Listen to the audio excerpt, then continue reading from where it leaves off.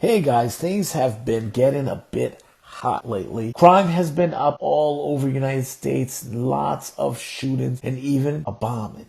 Here are my top 5 reasons crime is up. Number 5, masks. When people put those masks on, they feel anonymous. Like they can do anything they want and get away with it. Now, think more like villains or superheroes. These days, it's hard to tell which is which. Number 4, Democrats and Republicans. The fight between these two parties is getting more and more out of hand and ridiculous. The criminals are like spoiled children that are misbehaving because they think their parents are too busy fighting each other to notice that they are also fighting. Number 3, armed militias and protests. These days, it seems like there's a protest for everything all the time. With armed groups all over walking around holding guns, it's hard to not feel this is the Wild West. Protesting is all over the place. Some turning violent, burning. It gives the feeling that people can break the law. We hear police stations being burned, being barricaded, and police hiding inside. Well, that might be sending the signal that the government is breaking down. Number 2, defund the police movement. This movement, due to the increasingly highlighted of police